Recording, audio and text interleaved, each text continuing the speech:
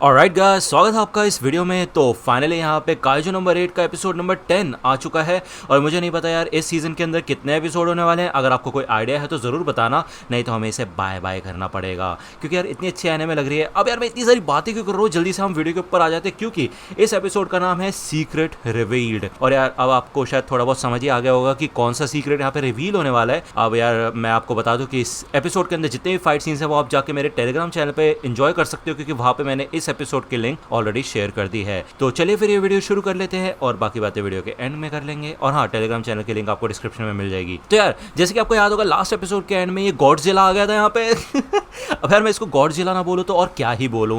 यहाँ पे होशिना versus Godzilla हुआ था और ये दोनों ही काफ़ी कमाल के थे एंड में यहाँ पे। लेकिन इस गॉडजिला ने अपनी औकात दिखा दी थी और ये भाई बड़ा हो गया था बहुत ज़्यादा। अब भाई इतना बड़ा होने के बाद मैं क्या ही बताऊँ यार, ये एपिसोड खत्म हो गया था। ये था छोटा सा रिकैप इनकी तरफ से। और फिर हमें सुनाया जाता कमाल का गाना, भाई इंट्रो सॉन्ग काइजू नंबर 8 का। यार मैं हर बार बोल रहा हूँ, लेकिन डिजर्व करता है भाई, इतना अच्छा गाना बनाया उन्होंने, यंग ब्लड। तो भाई अब ये काफी ज्यादा खतरनाक बन चुका है काइजू, ठीक है। अब यार अभी भी ये लोग ना इसको काइजू नहीं बोल रहे होते, होंजो बोल रहे होते हैं। मतलब भाई अगर ये होंजो है तो काइजू क्या है भाई। अब भाई जहाँ तक अभी तक मेरे को समझ आया ना, यो जो सबसे छोटे वाले होते हैं, होंजो उनसे बड़े होते हैं और भाई काइजू उससे भी बड़ा होता है। अब काइजू क्या भाई धरती से भी बड़ा होगा। एनीवे यहाँ पे हमें ओकोनोगी का सीन दिखाया जाता है। वो समझ जाती है कि वाइस कैप्टन अकेले उससे नहीं निपट सकते, क्योंकि ये काफी ज्यादा खतरनाक है। अब यार ये पागलों की तरह यहाँ पे चिल्ला रहा होता है, दूसरी ओर भाई काफका के सर में दर्द हो रहा होता है, क्योंकि मेरे ख्याल से इस काइजू के अंदर से इतनी खतरनाक रेडिएशन निकल रही है या फिर एनर्जी निकल रही है जिसको भाई काफका सह भी नहीं पाता। अब ये होंजो यहाँ पे होशिना के ऊपर अटैक करना शुरू करता है। अब यार देखो, मैं हो सकता है कभी कभी इसको होंजो ना बोल के काइजू बोल दूं, क्योंकि यार काइजू निकलता है मुंह से। भाई काइजू नंबर 8 चल रहा है ना यहाँ पे।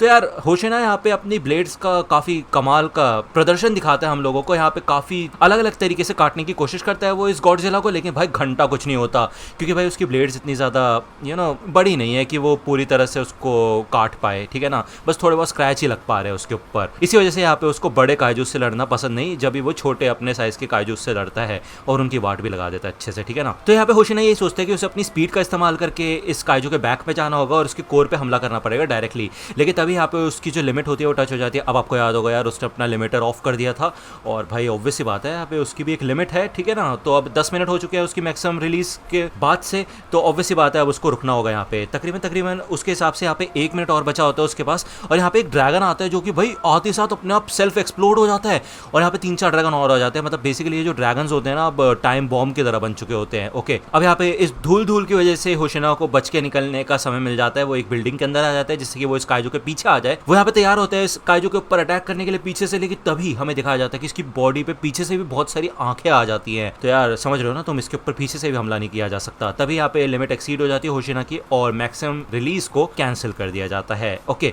ओकोनोगी यार भाई डर जाती है वाइस कैप्टन को देख के, क्योंकि ऑब्वियस सी बात है भाई वाइस कैप्टन मतलब होशिना कोई मजाक नहीं है यार, वो सच में काफी कमाल का प्लेयर है। ओके, वाइस कैप्टन है वो 3rd डिवीजन का। एनीवे यहाँ पे हमें पहले का सीन दिखाया जाता है। हमें बताया जाता है कि 200 साल पहले होशिना को एक जीनियस कहा जा सकता था, लेकिन अब ब्लेड का एरा जा चुका है। अब मैं यार तुम्हें शॉर्ट में अगर बताऊं तो यहाँ पे मेरे ख्याल से ये होशिना का पिता है, पता नहीं, मुझे नहीं पता, बट ये कोई है जो कि होशिना को यही कह रहा है कि जो तुम्हारा ब्लेड्स वाले स्किल है वो अब बिल्कुल बेकार है, आज की दुनिया में कोई काम नहीं आएंगे वो, ठीक है ना। यहाँ पे हमें फिर से होशिना का सीन दिखाया जाता है जो कि भाई थोड़ी देर तो रुकता है। अब ऑब्वियसली बात है ओकोनोगी वगैरह सब परेशान हो रहे होते हैं, तो होशिना कहता है अरे चिंता मत करो, अभी नहीं मरा मैं, ठीक है ना। मैंने अपनी शील्ड को मैक्स पे सेट कर दिया था, लेकिन सच बताओ तो उस काइजू का जो हमला था वो ऐसा लगा जैसे ट्रक ने मेरे को ठोकर मार दी हो। अब होशिना ये सोचता है कि वो अपने मैक्सिमम रिलीज को भी खो चुका है, अब वो करेगा क्या। वो बाहर के लोगों के बारे में पूछता है तो सिविलियंस को निकाल दिया गया होता है शहर से, तो कोई दिक्कत वाली बात नहीं है।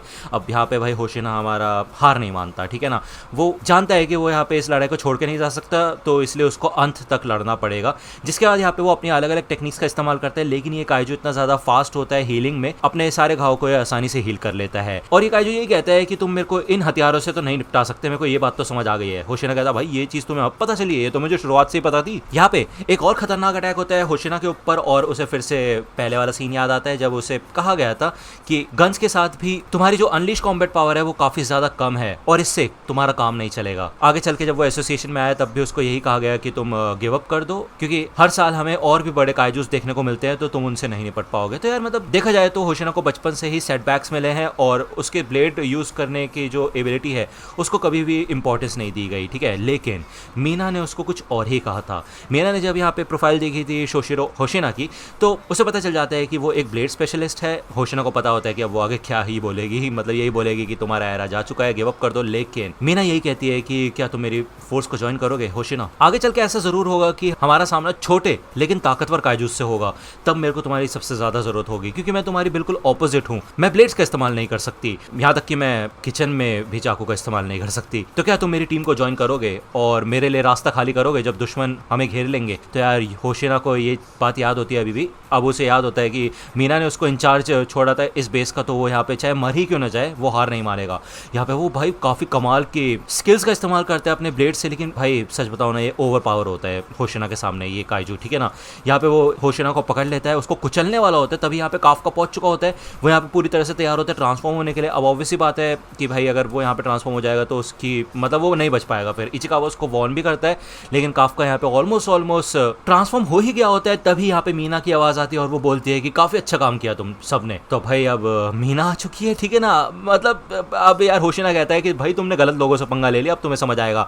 तो यहाँ पे ऑब्वियसली नीना अपना हथियार लेके आई होती है और वो काफी खतरनाक अटैक करती है यहाँ पे इस काइजू के ऊपर और उसका हाथ भी उड़ा देती है, ठीक है। अब यार मैं तुम्हें एक बहुत प्यारी सी बात बताता हूँ। जो यहाँ पे मीना का टाइगर है ना, वो मीना के पीछे खड़ा हुआ है, क्योंकि ये जो गन है ना इसका इम्पैक्ट ही इतना ज्यादा है कि भाई मीना शायद पीछे जाके गिर सकती है अपनी अनलिश पावर से ही। तो यार टाइगर उसको बचाने के लिए खड़ा हुआ है जिससे मीना गिरे ना। मतलब कितनी कमाल की बात है कि नहीं।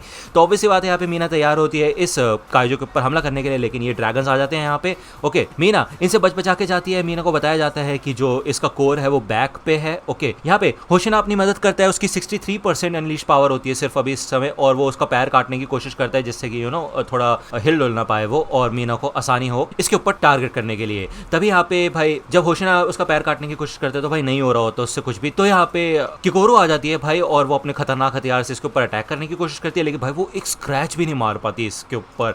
तो तुम्हें समझ ही आ गया होगा भाई यहाँ पे जो इतने स्क्रैच मार भी पा रहा था होशिना, तो उसकी कितनी ही ताकत होगी। तो होशिना ये कहते हैं चिंता मत करो, मैं यहाँ पे स्क्रैच मारता हूँ और उसका जो शेल है वो ओपन करता हूँ, उसके बाद तुम अटैक करना। जिसके बाद यहाँ पे ये दोनों ही मिलकर काफी अच्छा काम करते हैं और उसका एक पैर तोड़ देते हैं। और इस अटैक के बाद ही यहाँ पे भाई किकोरो की वाट लग जाती है, तुम सोचो खुद। यहाँ पे मीना एक और अटैक करती है इस काइजू के कोर के ऊपर, उसका कोर एक्सपोज हो चुका होता है, ठीक है। यहाँ पे कुछ ड्रैगन्स आते हैं, लेकिन बाकी टीममेट्स भी इधर आ चुके होते हैं कैप्टन को सपोर्ट करने के लिए और इन ड्रैगन से निपटने की कोशिश करते हैं। ओके, अब ऑब्वियसली बात है किकोरो तो बेहोश हो चुकी होती है क्योंकि उसने कुछ ज्यादा ताकत का इस्तेमाल कर लिया था। यहाँ पे होशिना कतई लीवाएपंथी दिखा रहा होता है भाई, वो काट पीट के रख देता है भाई इस पूरे काइजू को, मतलब इतने अच्छे तरीके से नहीं लेकिन हाँ। तो मीना ये कहती है कि शुक्रिया होशिना, मैंने काफी अच्छा काम किया तुम्हें वाइस कैप्टन बना के। तो यहाँ पे वो अपनी पावर अनलीश करती है 96% और तैयार होती है इसकी वाट लगाने के लिए। और भाई एक ही अटैक में यहाँ पे भाई ये काइजू फट के अलग हो जाता है, मतलब चिथड़ उड़ जाते हैं इसके मतलब होंजू के, ठीक है ना। ये सब के सब लोग यहाँ पे काफी खुश होते हैं और हमें यहाँ पे दिखाया जाता है कि काफका तो भाई रो रो के पागल हो जाता है, उसको इतना ज्यादा खुशी मिल रही होती है ना कि यही वो डिफेंस फोर्स है जिसमें आने का उसका बचपन का सपना था। यहाँ पे किकोरू, होशिना और मीना होते हैं जो कि एक दूसरे को सैल्यूट करते हैं क्योंकि इन तीनों ने ही काफी अच्छा खासा काम किया है। और उसे देख के यहाँ पे काफका काफी इंप्रेस हो जाता है, वो कहता है कि कितने कूल हैं ये लोग और मैं भी एक दिन इनके साथ खड़ा होना चाहता हूँ, ठीक है। होशिना यहाँ से जाके योजूस को खत्म करने के बारे में बात करता है, लेकिन मीना उसको मारती है और वो कहती है तुम्हारी हेल्थ काफी ज्यादा कम है तो तुम कहीं नहीं जाओगे। तो यहाँ पे बाकी लोग आ जाते हैं जो कि योजूस को संभालने के लिए तैयार होते हैं। तभी यहाँ पे वो जो टाइगर होता है वो थोड़ा घुर्राने लग जाता है और भाई वो घुर्रा के जब ऊपर देखता है ना, हमें दिखाया जाता है ऊपर भाई अलग ही क्रीचर टाइप बन चुका होता है। तो अब अगर मैं तुम्हें शॉर्ट में बताऊँ ना, तो ये सारे जो ड्रैगन्स बचे होते हैं ना वो इस बॉल टाइप के अंदर जाते हैं और काइंड ऑफ बॉम्ब बन जाते हैं, ठीक है ना। अब आपको पता होगा ये सेल्फ डिस्ट्रक्टिव टाइप थे, एक तरीके से टाइम बॉम्ब टाइप थे। अब ये लोग यहाँ पे एक बहुत बड़ा टाइम बॉम्ब बन चुके होते हैं योजूस सारे के सारे मिलके, और इसका जो इम्पैक्ट होगा ना वो 20 किलोटन तक का हो सकता है जितना एक न्यूक्लियर बॉम्ब का होता है। तो भाई अगर ये यहाँ पे फटा ना तो मतलब कोई नहीं बचेगा, समझ रहे हो ना तुम।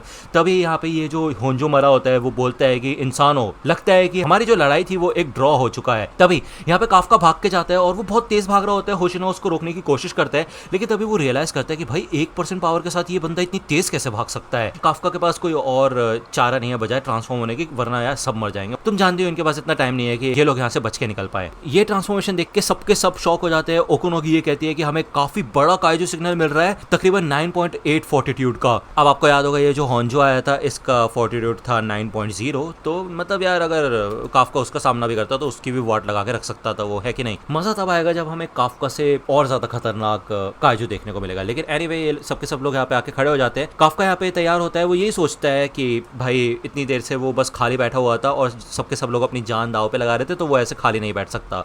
वही दूसरी ओर होशिना यही सोचता है कि काफका को उसने शुरुआत से देखा है तो वो धीरे धीरे करके उसको पसंद करने लगा था। उसको पता था कि काइजू नंबर 8 के बारे में कुछ ना कुछ तो गड़बड़ है, लेकिन उसने ये सोचना छोड़ दिया था कि काफका भी वो हो सकता है, क्योंकि वो उसको पसंद करने लगा था यार, है कि नहीं। तो ये सोच के उसको काफी ज्यादा गुस्सा आ रहा होता है। यहाँ पे काफका सबके सब लोगों से माफी मांगता है और फाइनली वो आसमान में उछल जाता है। इस टाइम बॉम्ब को लेके वो बहुत ऊपर लेके जाता है, ठीक है ना, और जितना ले जा पाता है ले जाता है। उसके बाद नीचे गिर जाता है वो, ठीक है। ऊपर जाते साथ ये जो बॉम्ब होता है वो काइंड ऑफ एक्सप्लोड हो जाता है। ये सबके सब लोग नीचे झुक जाते हैं, मतलब इतना ऊपर एक्सप्लोड हुआ है तब भी यहाँ पे ना बिल्डिंग्स की ना वाट लग जाती है, कसम से बता रहा हूँ तुमको। मतलब सोचो अगर नीचे एक्सप्लोड हुआ होता तो ये क्या ही होता भाई, गायब हो जाते सारे के सारे बंदे, है कि नहीं। यहाँ पे काफका सही सलामत खड़ा होता है, ठीक है। और अब ऑब्वियसली बात है, उसको पता है कि उसने क्या किया है, अब दिक्कत हो जाएगी उसको।